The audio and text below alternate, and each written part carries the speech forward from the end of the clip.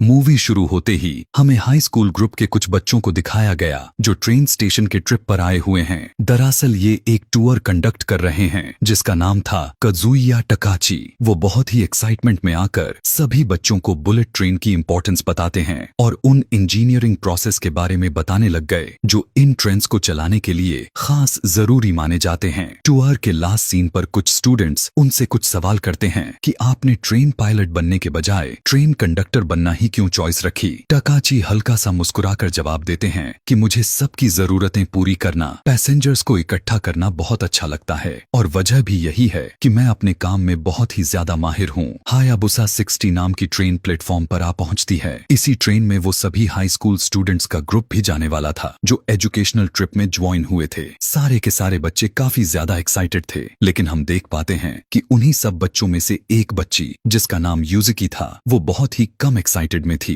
Business compartment में हम एक पॉलिटिशियन, एक यूट्यूबर और एक बड़े बिजनेसमैन को देखते हैं जो अपनी आइडेंटिटी को छुपाते हुए यहाँ से टोक्यो के लिए निकल रहे थे। बुलेट ट्रेन भी स्टेशन से रवाना हो जाती है। सब कुछ रूटीन के मुताबिक चल रहा था, लेकिन तभी अचानक से कंट्रोल सेंटर एक इमरजेंसी में चला जाता है। उनके पास एक अननोन कॉल आया। उसने मैसेज किया हुआ था कि हायाबुसा 60 वाली ट्रेन में बॉम्ब्स लगा दिए गए हैं, यानी टकाची की ट्रेन में। उस आदमी ने यह भी बताया था कि अगर ट्रेन की स्पीड 100 किलोमीटर से जरा सा भी नीचे चली गई तो बॉम्ब्स ब्लास्ट हो जाएंगे। पहले तो उस आदमी की बात को सीरियसली नहीं लिया जाता, लेकिन कुछ ही देर में कंट्रोल सेंटर में खबर पहुंचती है कि कार्गो ट्रेन में ब्लास्ट हो गया था। बिल्कुल उसी तरह से जिस तरह से उस आदमी ने वहां पर बताया था कि स्पीड जैसे ही कम होगा ट्रेन पूरी तरह से ब्लास्ट हो जाएगा। यह सब देखा भी जा रहा था। वो आदमी दोबारा से कॉल कर देता है और बताता है कि ये तो बस एक डेमो था ताकि सबको यकीन हो जाए। इस खतरे ने सभी को झकझोर कर रख दिया था। टेररिस्ट की डिमांड भी सामने आते हैं। वो चाहता था कि उसे 100 बिलियन यन दिए जाएं, बिना कुछ सवाल जवाब किए उसके अकाउंट में डाल दिए जाएं, तब जाकर वो बॉम्ब्स को डिफ्यूज करेगा। लेकिन गवर्नमेंट यह साफ साफ कह देती है कि वो लोग इस टेररिस्ट के बातों को नहीं मानने वाले,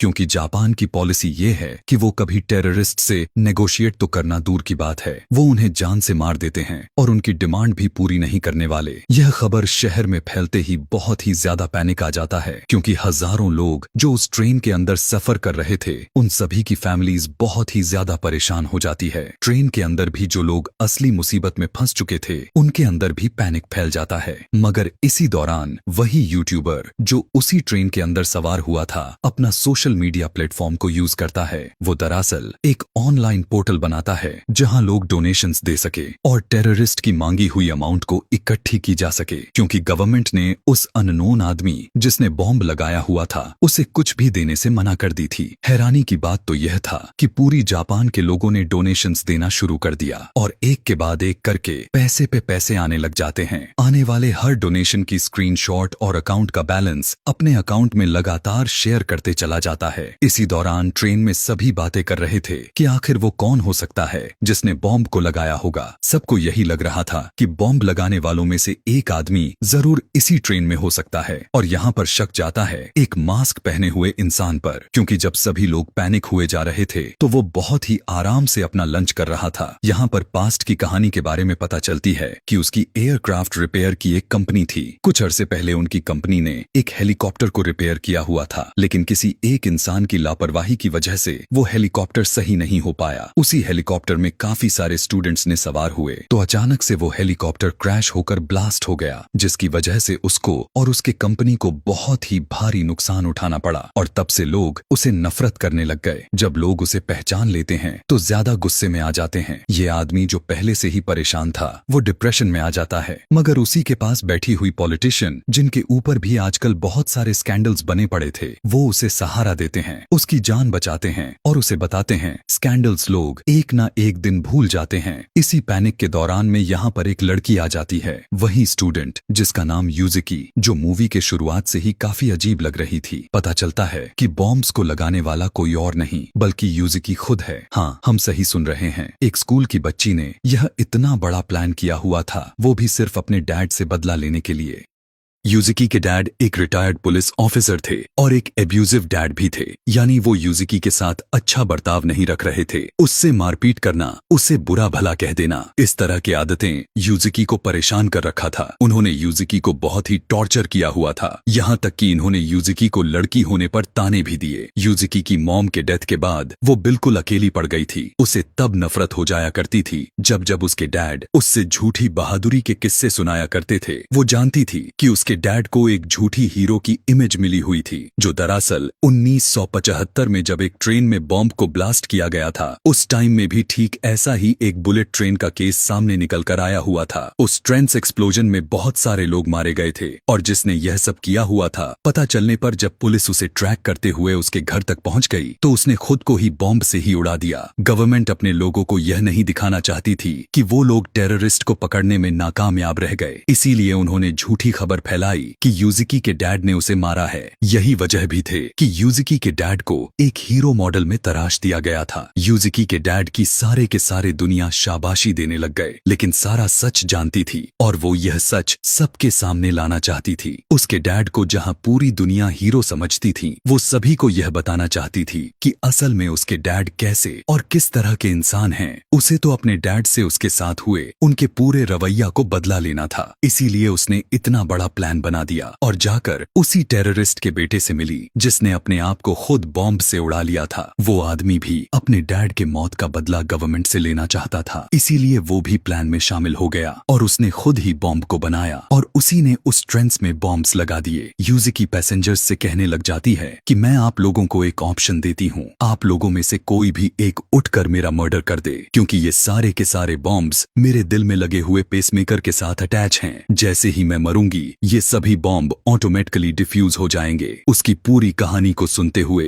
टकाची को उस पर बहुत ही ज्यादा तरस आ जाता है। वो उसकी तरफ बढ़ता है, गुस्से में आकर उसे मारने के बजाय वो उसे गले से लगा लेता है। खैर, रेस्क्यू ऑपरेशन को भी शुरू कर दिया जाता है। अथॉरिटी ने पहले यह फैसला किया कि सबसे पहले जिस कंपार्टमेंट में बॉम्ब्स नहीं लगाए गए हैं, पैसेंजर्स को उसके अंदर शिफ्ट कर दिया जाए। काफी सारे लोगों को उस ना लगने बॉम्ब वाले कंपार्टमेंट में भेज दिया जाता है, जिसके बाद उस कंपार्टमेंट को चलती हुई ट्रेन से अलग कर दिया जाता है। लेकिन अभी भी बहुत सारे लोगों की जान खतरे में थी और उन बाकी सभी लोगों को बचाने के लिए कंट्रोल रूम में एक आदमी यह प्लान बनाता है कि वो लोग इसी ट्रेन के बिल्कुल पैरेलल में एक नई ट्रेन को चलाएंगे ताकि लोगों को हायाबुसा 60 से दूसरे वाले ट्रेन में शिफ्ट करके उनकी जान को बचा लिया जाए। एक नई ट्रेन हायाबुसा ट्रेन के बगल में आ जाती है। दोनों ट्रेन की स्पीड सेम रखी जाती है। दोनों ट्रेन्स के बीच में एक ब्रिज बनाया जाता है और पैसेंजर्स एक एक करके कांपते हुए कदमों के साथ दूसरे वाले ट्रेन में जाने लग जाते हैं। इतना कुछ करने के बावजूद भी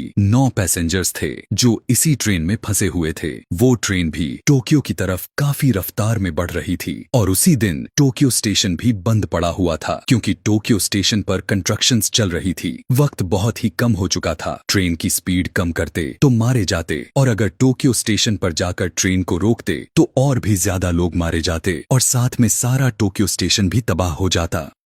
अब इससे भी ज्यादा दिक्कत वाली बात तो यह खड़ी हो जाती है कि सामने से और भी ट्रेन आ रही थी। टकाची, जिसने इतने लोगों का प्लान बनाया हुआ था, वो देखता है कि हायाबुसा ट्रेन के साथ साथ दूसरे ट्रेन के लोग भी अब खतरे में आ सकते हैं। इससे पहले कि ये दोनों ट्रेन्स आपस में टकरा जाती, टकाची वक्त रहते ही उस ट्रेन को दूसरे लाइन के ऊपर मूव करवा देता है। यहाँ पर बड़ा खतरा तो किसी तरह से टल जाती है, लेकिन अभी भी उन 9 पैसेंजर्स की जान खतरे में थी जो हायाबुसा 60 के अंदर सवार थे। अब टकाची ने एक बहुत ही जबरदस्त प्लान बनाया। ये लोग पहले ट्रेन का एक हिस्सा डिटैच कर देते हैं जिसके अंदर बॉम्ब होने का खतरा था और फिर ट्रेन के कुछ आगे जाने पर ट्रेन के जिस कंपार्टमेंट के अंदर वो लोग थे उसको भी ट्रेन से डिटैच करते हैं और ठीक उसी टाइम पर ट्रेन का ट्रैक भी स्विच कर देते हैं, यानी ट्रेन का इंजन एक दूसरे वाले ट्रैक पर चलने लग जाता है और ट्रेन का वो कंपार्टमेंट जिसके अंदर अभी भी 9 लोग सवार थे वो पहले वाले ही ट्रैक पर रह जाता है। अब ट्रेन का वो कंपार्टमेंट जिस जिसके अंदर के लोगों का गोटियां मुंह में आ चुकी थीं। अब उन सभी के जान खतरे से बाहर हो चुकी थी, क्योंकि उस कंपार्टमेंट की स्पीड कम होता हुआ आकर आखिरकार रुक गया और वहां जाकर सभी लोगों की जान बचा लिया गया। जबकि दूसरी तरफ ट्रेन एक खाली जगह पर आने पर ट्रेन की स्पीड को कंट्रोल रूम से कम किया जाता है और फिर वो ट्रेन एक्सप्लोड हो जाता है।